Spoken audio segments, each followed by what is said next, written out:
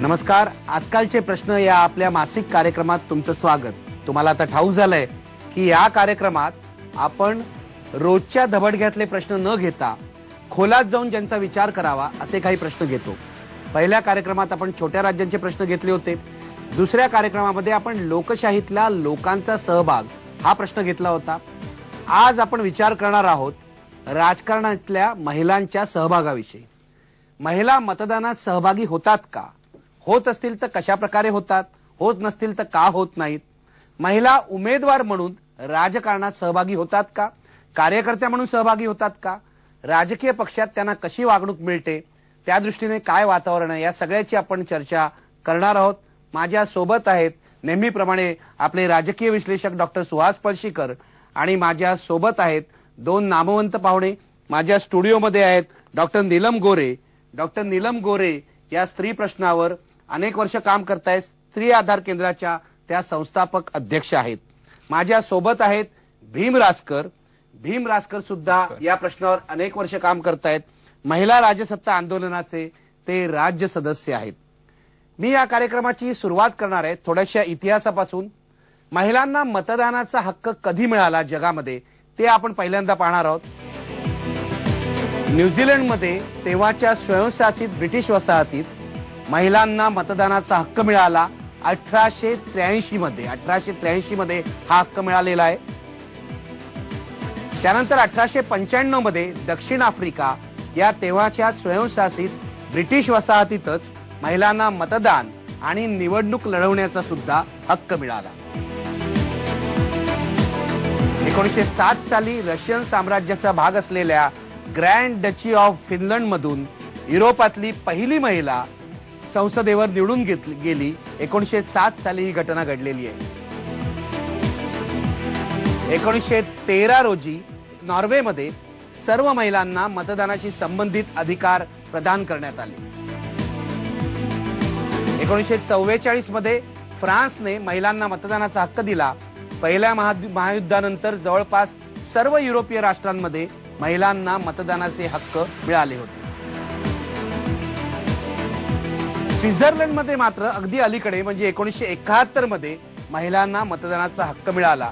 आणि आपल्याला हे माहितीच आहे भारतामध्ये 15 ऑगस्ट 1947 ला देश स्वतंत्र झाल्यानंतर महिलांना ताबडतोबीने मतदानाचा हक्क देण्यात आला होता. मी या इतिहासाबाबत जाणार आहे डॉक्टर सुहास पळशीकरांकडे.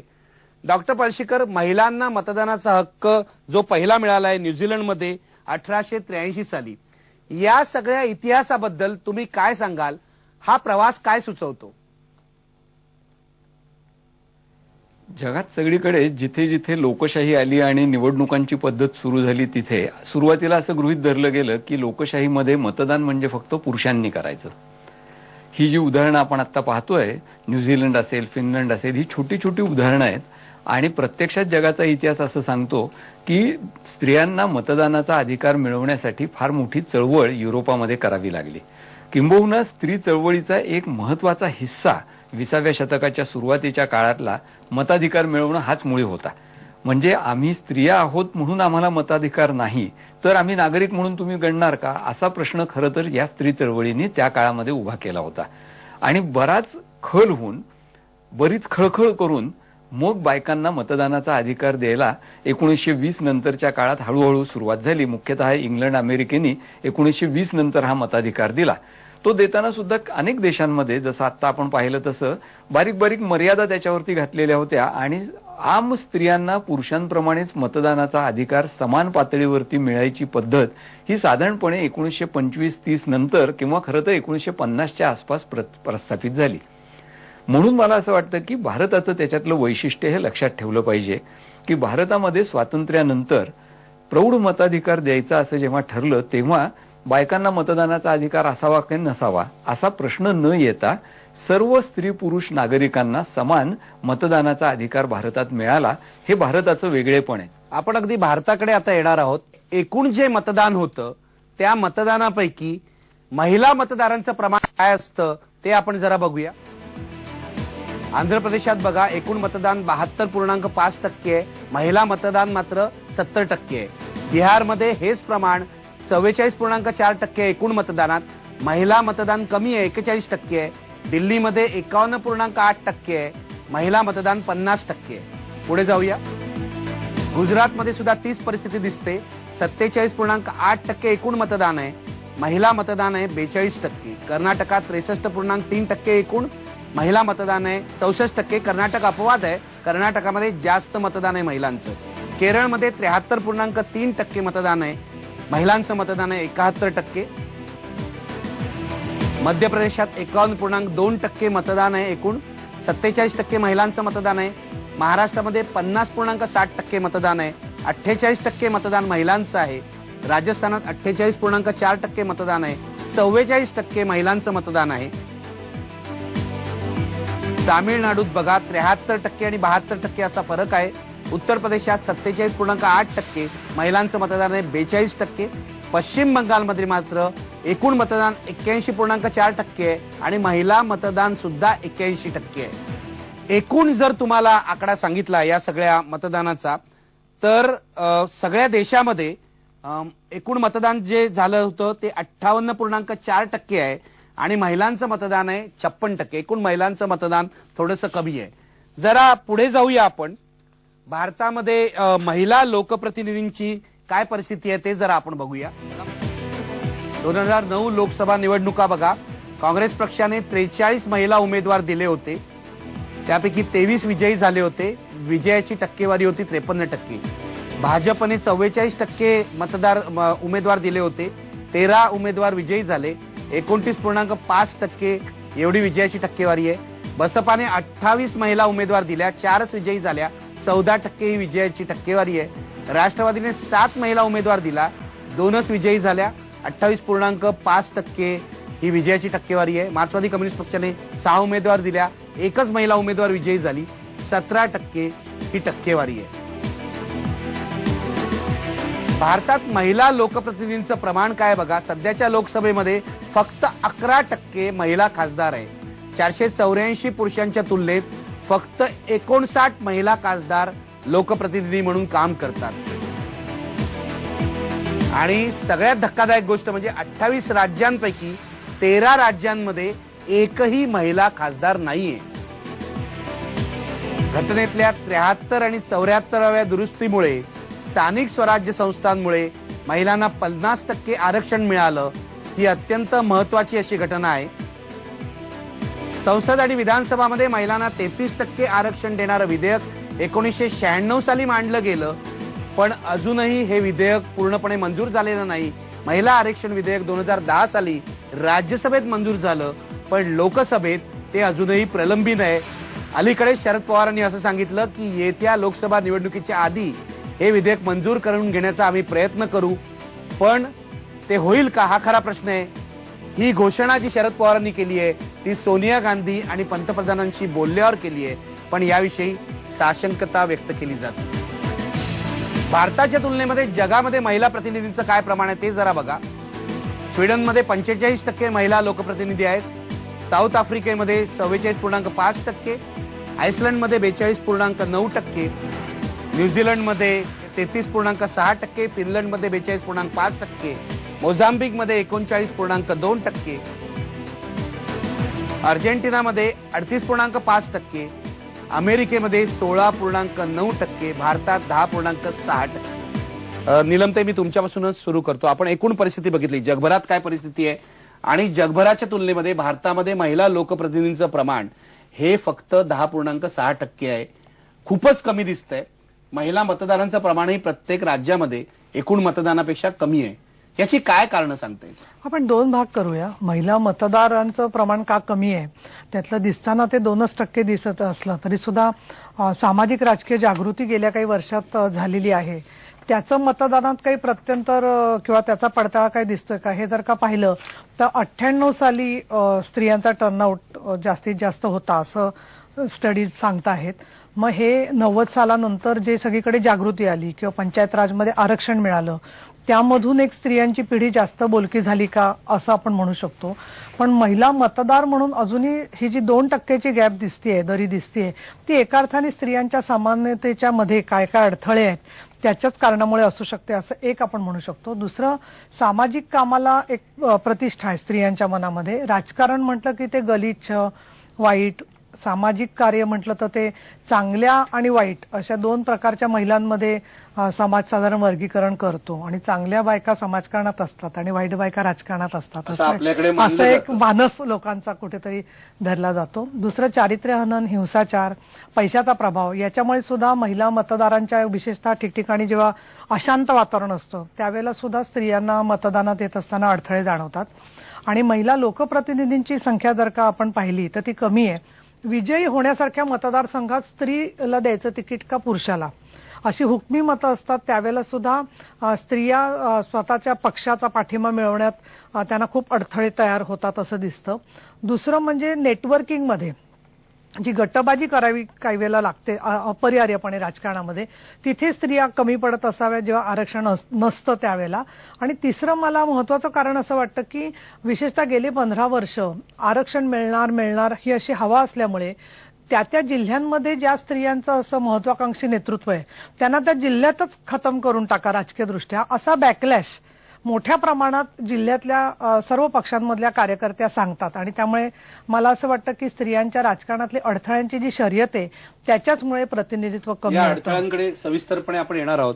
पण भीम रासकर, तुम्ही ग्रामीण भागात काम करता, महिला राज्यसत्ता आंदोलन, स्थानिक स्वराज्य संस्थांमध्ये महिलांना 50% आरक्षण मिळालेलं आहे. एक तर याचे काय परिणाम झालेत आणि तरी सुद्धा वरच्या पातळीवर अजून महिलांना उमेदवारी सुद्धा मिळत नाहीये, निवडून येणं तर पुढचीच गोष्ट राहिली. काय कारण सांगाल? खरं मला हा जो प्रवास आहे ना याच्यामध्ये खूप आशादायी चित्र दिसतंय की मी माझ्या लहानपणी जे पाहिलं होतं की ओट्यावर आमचा कारभारी उभा राहायचा आणि सर्व महिलांना सांगायचा की आता घोड्यावर मत द्या, तर ते चित्र आज जे आहे ते खूप बदलतंय. आणि महिला सुद्धा याच्याबद्दल खूप सतर्क होऊन विचार करतायत. फक्त एकच आहे की 50% काही सगळ्या राज्यांमध्ये झालेलं नाहीये, आपल्याकडे आपण केलेलं आहे. पण मतदान हा जो शब्द आहे ना तो एक मला अडचणीचा वाटतोय की मताचा अधिकार आहे, ते दान करण्याची गोष्ट नाही हे लक्षात घेऊन जर जायचं झालं तर एक गोष्ट नक्की घडलेली आहे आतापर्यंत की भारतीय मन किंवा आपले कायदे खूप तयार होतात पण ते भारतीय मन त्या कायद्याप्रमाणे लगेच बदलतात अशातली गोष्ट नाहीये. त्यामुळे मतदानाबद्दल निर्णय घेणं, एखाद्या बाईने स्वतः निर्णय घेणं याच्याबद्दलची जी काही आपल्याकडे मानसिकता आहे ती अजूनही तशी बाई निर्णय घेऊ शकते आणि तिला ते स्वातंत्र्य दिलं पाहिजे अशी संपूर्ण मानसिकता भारतीय मनाची तयार झालेली नाहीये. त्यामुळे त्याच्यावर काम करण्याची खूप गरज आहे. या राजकारणामध्ये पक्ष ही गोष्ट खूप महत्वाची आहे आणि मला असं वाटतं की पक्ष आणि बाई याच्यामध्ये बरंच अंतर आहे. म्हणजे पक्षाचे मेंबर असलेले अशा महिला किती असतील किंवा पक्ष म्हणून बाईचा ठरवायचा तिला अधिकार खराच असतो का? बऱ्याचदा नवऱ्याचा पक्ष हा तिचा पक्ष हेच बऱ्याचदा असतं किंवा सासरला एक पक्ष असतो, माहेरला गेल्यानंतर दुसरा पक्ष होतो. मला असं वाटतं की जसं जसं वर जायचंय ना, ग्रामपंचायतीचं राजकारण आता आपण करतोय पण पंचायत समितीला जायचंय, जिल्हा परिषदेला जायचंय, बरोबर जसं जायला लागू आपण. आणि महिलांच्या तुम्हाला असं वाटतं ग्रामपंचायतीत सुद्धा महिला हक्कानी तिथे काही करतायत आणि गाव मान्य करताय असं दिसतंय सरसकटपणे का अपवादात्मक दिसतंय? निश्चितपणे दिसतंय आणि ते प्रमाण वाढत चाललंय. आता मी पूर्वी सुरुवातीची पहिली जी काही पिढी होती त्यांना खूप त्रास झालेला आहे आणि त्याप्रमाणे त्यावेळेस काही विशेष काही आपण पाहू शकलो नाही. पण आता ती पिढी निश्चितपणे करते आणि महिलांचं तिथलं जे काही वागणं आहे, व्यवहार आहे, तिला असं वाटतं की आपण न्यायाने वागलं पाहिजे, विकासाचं काम केलं पाहिजे, महिलांचे प्रश्न घेतले पाहिजेत. हे मुद्दे खरंच त्या घेत आहेत. फक्त त्याला काही गती जी आहे ती गती समाज किती मदत करतो याच्यावर खूप अवलंबून आहे. पळशीकर, महिलांचं मतदान आणि महिलांना मिळणारी उमेदवारी आणि मग त्यांनी निवडून येणं हे आकडेवारी जी आपण पाहिली त्यामध्ये भारत खूप मागे दिसतोय. याचं कारण काय सांगाल? आणि महिलांच्या मानसिकतेमध्ये गेल्या स्वातंत्र्यानंतरच्या एवढ्या वर्षात किती बदल झालाय असं तुम्हाला वाटतं मतदार म्हणून सुद्धा? हा जो शेवटचा तुम्ही भाग विचारताय ना त्याचं झटकन उत्तर देण्यासारखं आहे. मला असं वाटतं की उत्तरोत्तर स्त्रिया या मतदार म्हणून स्वायत्तपणे किंवा स्वतंत्रपणे मतदान करायला लागलेल्या आहे. घरातनं दडपणं असतात, कित्येक वेळेला कुटुंबाचा म्हणून एक पक्षाकडे कल असतो. हे जरी खरं असलं तरी गुप्त मतदान नावाची जी गोष्ट आहे तिची जादू अशी असते की ती बाई घरामध्ये गप्प बसलेली असली तरी मतदानाला गेल्यानंतर ती तिला हवं त्या व्यक्तीला मत देऊ शकते. त्यामुळे मला असं वाटतं की ही एक त्याच्यातली सगळ्यात महत्वाची आणि कदाचित आपल्या लोकशाहीच्या दृष्टीने कौतुकास्पद गोष्ट आहे.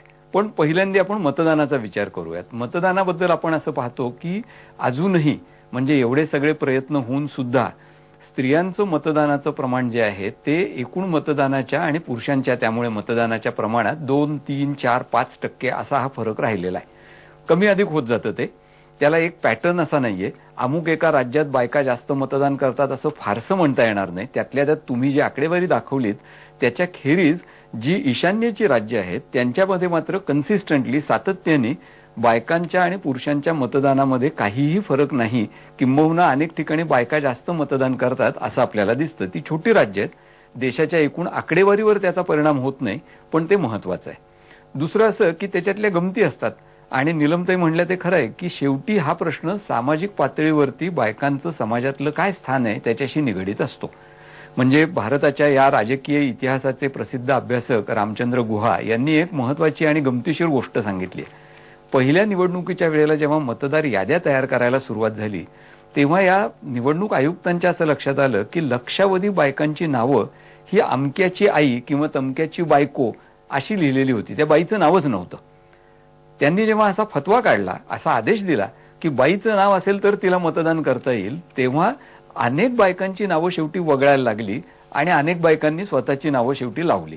आता ही गमतीची म्हणून गोष्ट सोडून देता येईल आपल्याला, पण हे कशाचं निदर्शक आहे तर आपल्या समाजात बाईचं स्थान हे कुणाची तरी आई किंवा कुणाची तरी बायको याच्या पलीकडे नव्हतं. ह्या 50 सालच्या घडामोडीपासून जर आपण आजपर्यंत पाहिलं तर आपल्याला असं दिसेल की बायकांचं मतदार म्हणून नोंदणी होण्याचं प्रमाण भरपूर वाढलेलं आहे. प्रत्यक्ष मतदान करण्याचं प्रमाण हे पुरुषांच्या बरोबरीला आज आलेलं नसलं तरी आपण निश्चितपणे असं म्हणू शकतो की 10-1 वर्षांमध्ये ही जी गॅप आहे ती भरून काढली जाईल आणि ती अनेक राज्यांमध्ये भरून काढली जाईल. म्हणजे ज्यांना आपण मागास राज्य असं म्हणतो तिथे सुद्धा हे स्थित्यंतर होत आहे. अगदी अलीकडे उत्तर प्रदेशमध्ये उदाहरणार्थ पुरुषांच्या पेक्षा बायकांचं प्रमाण मतदानाचं जास्त होतं विधानसभेच्या निवडणुकीमध्ये. म्हणजे आपण असं अनेक वेळेला ढोबळमानाने म्हणतो की हे मागास राज्य आहे त्यामुळे इथे बायकांचं असं होतं. ते आता राहिलेलं नाही, हे लक्षात घेतलं पाहिजे. चित्र बदलतंय असं तुम्ही म्हणताय आणि ही चांगलीच गोष्ट आहे. पण एक ब्रेक घेऊया आणि ब्रेक नंतर ही चर्चा पुढे नेऊया.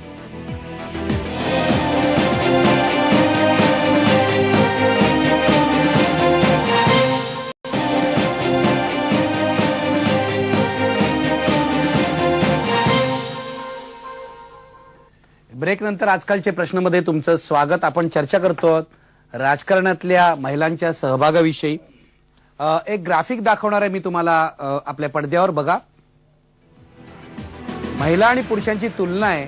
विमेन अँड पॉलिटिक्स इन्स्टिट्यूटची ही पाहणी आहे. पुरुषांपेक्षा महिलांना का अडचणी येतात हे यावरून स्पष्ट होऊ शकतं. पुरुषांपेक्षा महिलांना निवडणुकाचं वातावरण जास्त स्पर्धात्मक आणि महिला विरोधी वाटतं. महिला विरोधी हा शब्द महत्वाचा आहे, तो जरा अधोरेखित करूया. निवडणुकीचं वातावरण महिला विरोधी खरोखरच वाटतं का? पुढे जाऊया. आपण निवडणूक लढवण्यासाठी पात्र आहोत असं महिलांना पुरुषांपेक्षा कमी वाटतं.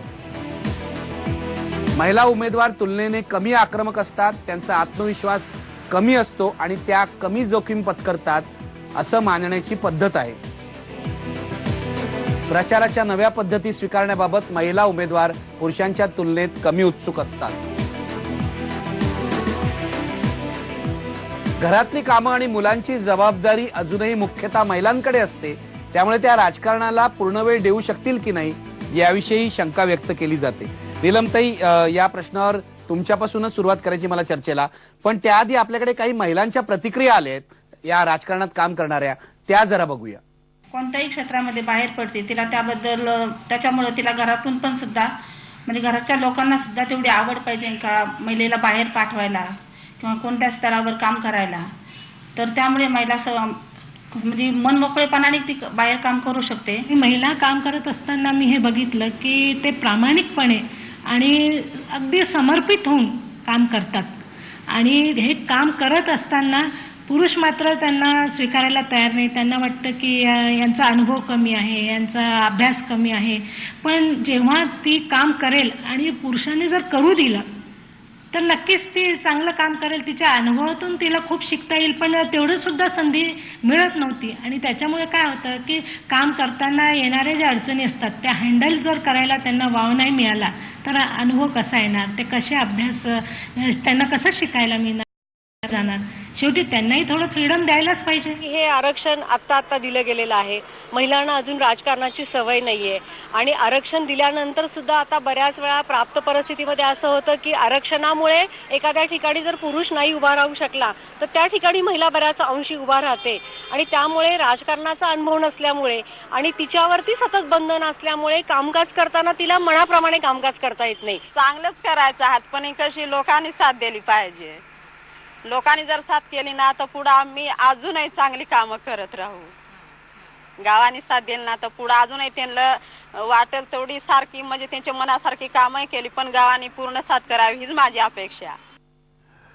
नीलमताई, आपण प्रतिक्रिया बघितल्या की लोकांनी साथ दिली पाहिजे, म्हणजे प्रामुख्याने पुरुषांनी साथ दिली पाहिजे.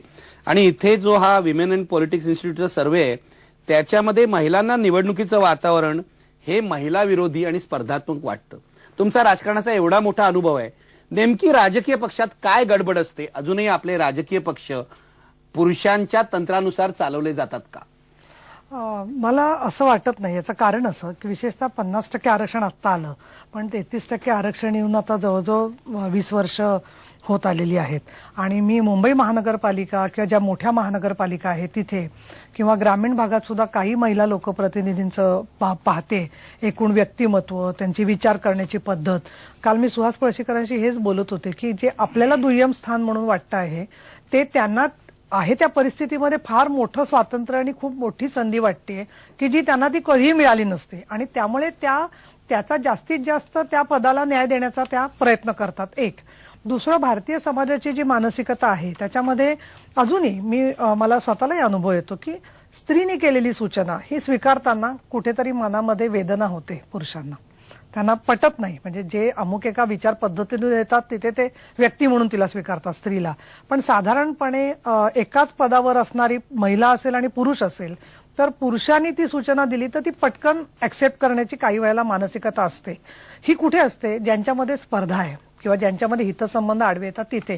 पण सर्वसाधारणपणे आमचा जो भारतीय समाज आहे तो मात्र कार्य करणाऱ्या कुठल्याही व्यक्तीला स्वीकारायला तयार असतो, मग ते पुरुष असो का महिला असो. आणि म्हणून मला तर दुसरं असं वाटतं, ही जी शेवटची भगिनी बोलली ना ते अगदी मला असं वाटतं की प्रातिनिधिक वाक्य आहे की आम्ही साथ द्यायला तयार आहोत, पण सर्व समाज स्त्रीला साथ देणं म्हणजे तिची बौद्धिक क्षमता, कष्ट किंवा काम हे स्वीकारायला तेवढं तयार नाहीयेत. एक तर तुम्ही राजकीय पक्षांची शिबिरं घेता, या बाबतीमध्ये महिलांच्या सहभागाबाबत कुठेतरी मानसिकतेत फरक होतोय का? म्हणजे वरच्या नेतृत्वाच्या झालेला आहे वगैरे हे ठीक आहे, पण तळचे जे कार्यकर्ते आहेत, महिला आल्या आहेत, त्यांना रिझर्वेशन द्यायचंय, मग त्यांना पुढे करून आपलं काम करा असं करतायत की बदल घडतोय असं तुम्हाला वाटतं? आणि दुसरा मुद्दा आहे, घरातली कामं आणि मुलांची जबाबदारी ही पूर्णपणे अजून महिलेकडेच आहे. ती राजकारणात आली तरी तिला ते करावं लागतं.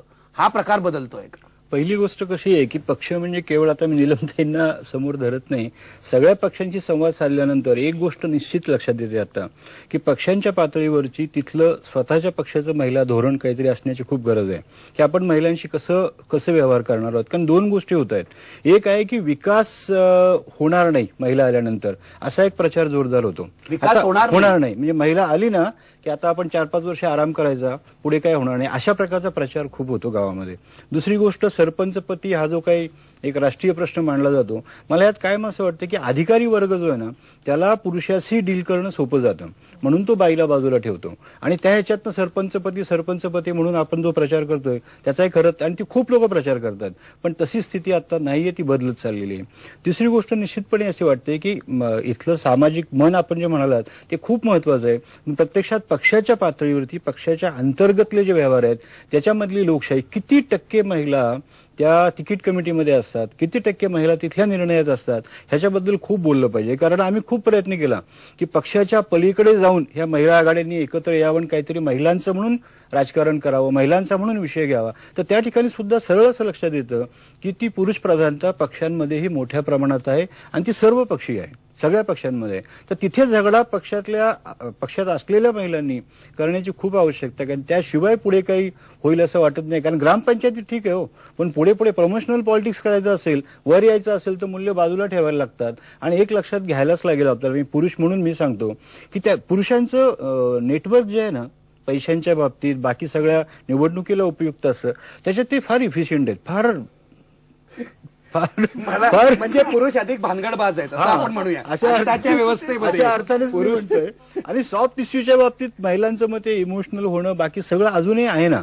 त्यामुळे महिलांना राजकीय गप्पा मारायला किती वेळ मिळतो. तुम्ही दुसरा प्रश्न जो विचारला की प्रत्यक्षात त्या बाईला म्हणजे तुम्ही पारावर जर गेलात गावात तर पुरुष सगळे राजकीय गप्पा मारत असतात आणि बाया सगळ्या कौटुंबिक गप्पा मारत असतात. हे थोडं एक्सचेंज होऊ द्या ना. किंवा सगळ्यात महत्वाची गोष्ट ही पण आहे की राजकारण आणि घराची जबाबदारी ह्याच्याबद्दल बाईलाच का विचारलं जातं, पुरुषांना का विचारलं जात नाही, तोही मुद्दा महत्वाचा आहे. फक्त त्यातलं चित्र बदलतंय. काही पुरुष हळूहळू जबाबदारी घ्यायला लागलेत. त्याच्यामध्ये नाईलाज सुद्धा बऱ्याच ठिकाणी आहे. पण महिलांचं म्हणणं असं की तुम्ही आम्हाला जेवण अक्कल शिकू नका. आता आमच्या बापांना शिकवा कारण ते आम्हाला देत नाहीयेत. आमचे अधिकार आम्हाला मिळवायचे असतील तर त्यांनाही जरा 4 वर्ष पुरुषांना सुधारा, त्यांना सुद्धा सुधारा.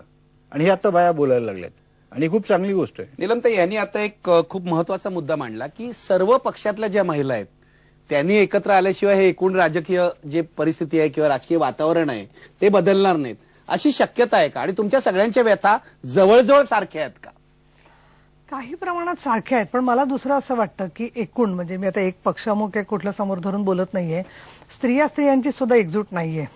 जात, धर्म, श्रीमंत गरीब, कोण काय खातं, सांस्कृतिक दृष्ट्या सुद्धा स्त्रिया खूप विभागल्या गेलेल्या आहेत. मर्यादांचा आपण जेव्हा विचार करतो त्याला एक मर्यादा निश्चित येते ते म्हणजे रात्रीच्या वेळेचं राजकारण. म्हणजे संध्याकाळी 10 नंतर लोक बसतात चर्चा करत 1-2 पर्यंत. पूर्वी चळवळीत हे चालायचं.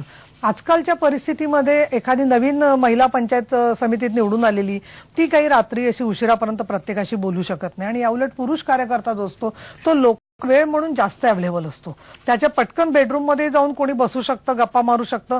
आणि इथे स्त्रीच्या संदर्भात जर का करायला गेलं तर त्याचे परत वेगळे विपरीत परिणाम तिच्याही आयुष्यावर होतात की जे ती सहन करू शकत नाही. मी एक ब्रेक घेणार आहे आणि ब्रेक नंतर डॉक्टर सुहास पळशीकरांकडे जाणार आहे आणि पुढचेही काही मुद्दे घेणार आहे. ब्रेक घेऊया आणि परत भेटूया.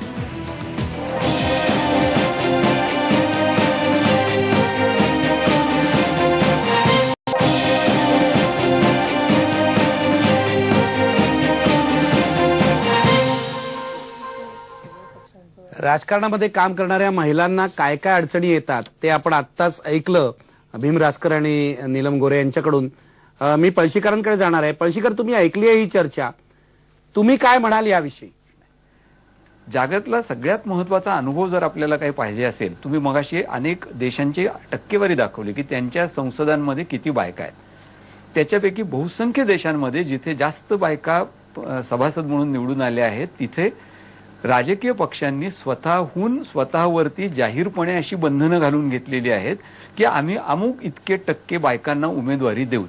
आणि आपापल्या संविधानांमध्ये किंवा पक्षाच्या घटनेमध्ये त्या तरतुदी करून ठेवलेल्या आहेत. त्याला व्हॉलंटरी कोटा असं म्हणतात.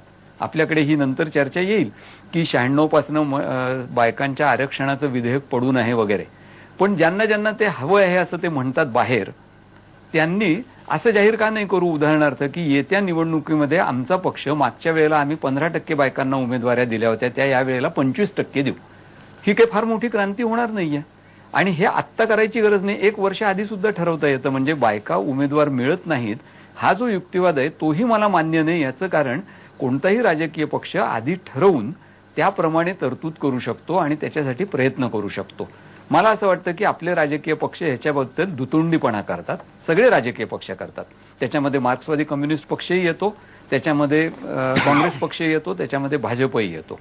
मला असं वाटतं की हा अंगचोरपणा आहे की तुम्ही विधेयक करा, ते विधेयक मंजूर झालं तर बायका येतीलच तेवढ्या, कारण मग तुम्हाला राखीव जागा येतील. राखीव जागा आल्या की लेव्हल प्लेईंग फील्ड होतं की आमच्या पक्षाची एक बाई उमेदवार आहे, तुमच्या पक्षाची सुद्धा का दाखवू शकत नाही की तुम्ही कुणालाही उभं करा, आम्ही 25% किंवा 30% बायका उभ्या करू आणि त्या दर 5 वर्षांनंतर वाढवत जाऊ. या निवडणुकीमध्ये समजा 25%, त्याच्या पुढच्या निवडणुकीत 30%. मला असं वाटतं की हे धाडस जोपर्यंत आपले राजकीय पक्ष दाखवत नाहीत, आणि ते धाडस नाहीये खरं पाहिलं तर, कारण एका पक्षाने ते केलं की दुसऱ्या पक्षालाही ते करावं लागेल असं जगातल्या इतर देशांचा इतिहास सांगतो. मी ही चर्चा पुढे नेणार आहे. आपण बघितलं 65 वर्षाच्या स्वतंत्र भारताच्या इतिहासामध्ये सर्वोच्च पदावर पोचलेल्या ज्या महिला आहेत त्या किती मोजक्या आहेत हे आपण आता बघूया. इंदिरा गांधी या देशाच्या एकमेव महिला पंतप्रधान आहेत. प्रतिभा देवीसिंग पाटील या आजवरच्या एकमेव महिला राष्ट्रपती आहेत. मीरा कुमार या लोकसभेच्या पहिल्याच अध्यक्ष आहेत.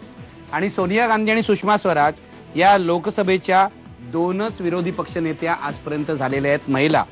महिला मुख्यमंत्री अनेक झालेल्या आहेत. आपण अगदी दिल्लीपासून सुरुवात केलं तर शीला दीक्षित आहेत, जे जयललिता आहेत, ममता बॅनर्जी आहेत, सुचेता कृपलानी आहेत, नंदिनी सतपथी आहेत, शशिकला काकोडकर आहेत, सय्यदा अनवर तैमूर आहेत, आसाममध्ये होत्या त्या 80-81 ला, जानकी रामचंद्रन आहेत, राजिंदर कौर भट्टल पंजाबमध्ये होत्या, बिहारमध्ये राबडी देवी होत्या, मायावती उत्तर प्रदेशामध्ये होत्या, सुषमा स्वराज दिल्लीमध्ये काही काळ होत्या, उमा भारती मध्य प्रदेशात होत्या, वसुंधरा राजे या राजस्थानमध्ये होत्या. 65 वर्षामध्ये या इतक्या मोजक्याच महिलांना मुख्यमंत्री होता आलंय आणि पंतप्रधान एकमेव इंदिरा गांधी झालेले आहेत.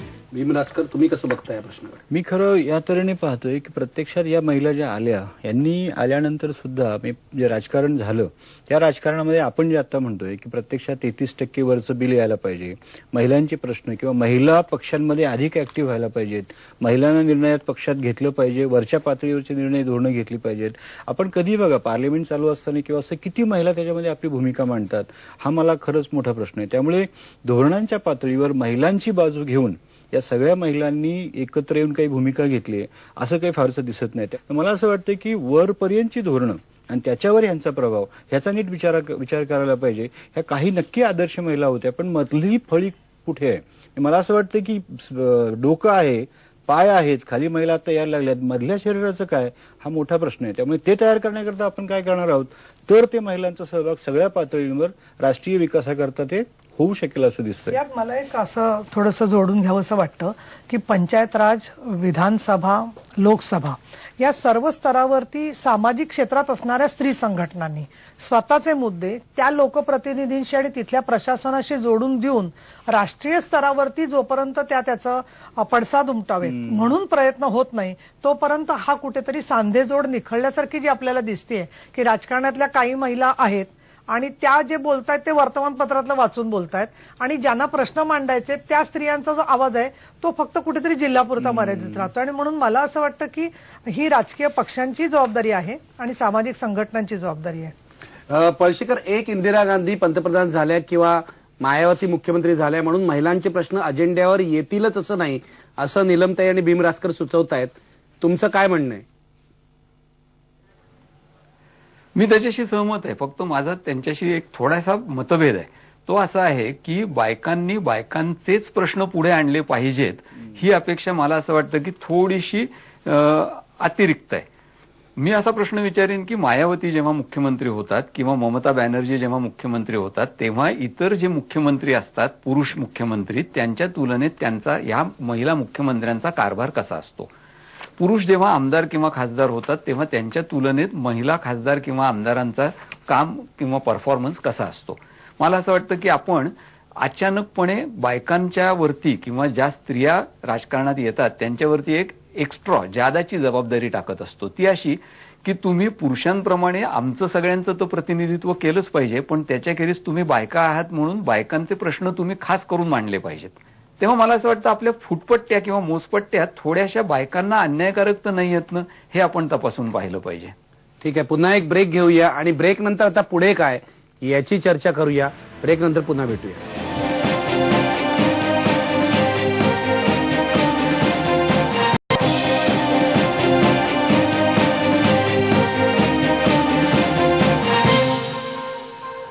कार्यक्रमाच्या शेवटच्या भागामध्ये मला पुढे काही चर्चा करायची आहे.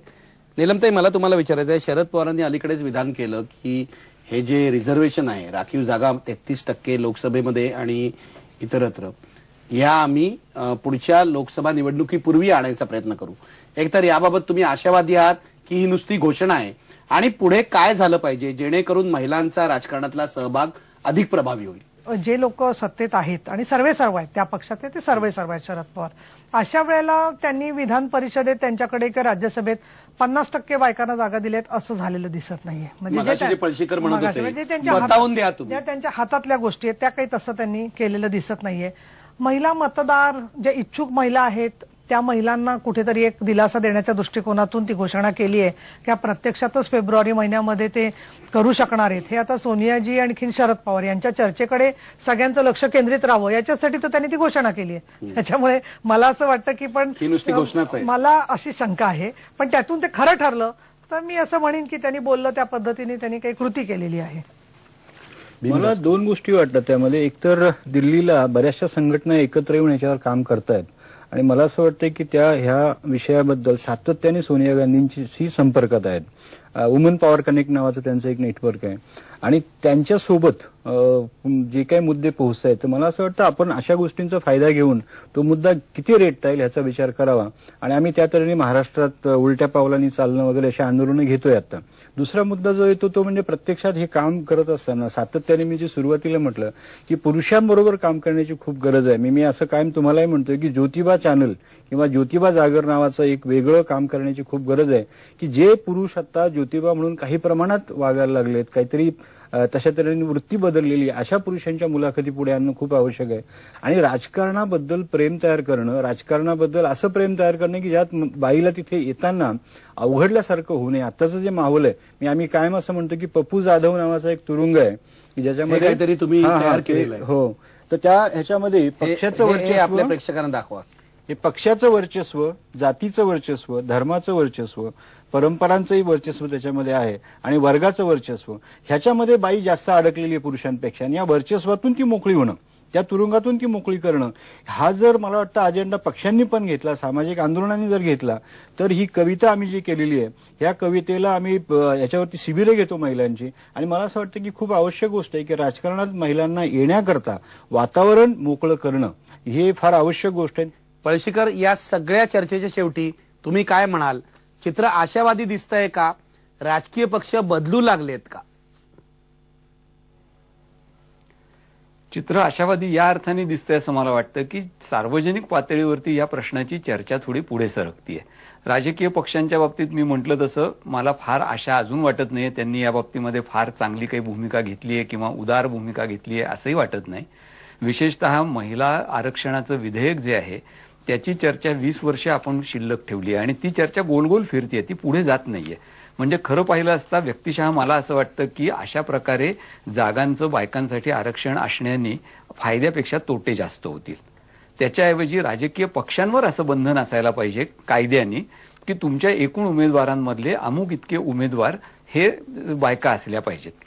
त्याच्यात अशी टीका केली जाते की असं केलं तर पडणाऱ्या जागांवरती बायकांना उभं केलं जाईल, पण मला असं वाटत नाही. कारण कुठल्याही राजकीय पक्षाला आपले जास्तीत जास्त उमेदवार जर निवडून आणायचे असतील तर त्यांची वाटणी ही सारखीच केली जाईल. ते होत नाहीये. त्याच्याऐवजी आपल्याकडे चर्चा गोल कशी फिरतीये, एका बाजूला ते महिला आरक्षण आलं पाहिजे आणि दुसऱ्या बाजूला मग त्या सगळ्या महिला शहरातल्या पांढरपेशा बायकाच येतील म्हणून मग ओबीसींसाठी त्याच्यात आरक्षणाच्या अंतर्गत आरक्षण ठेवायचं अशी मागणी.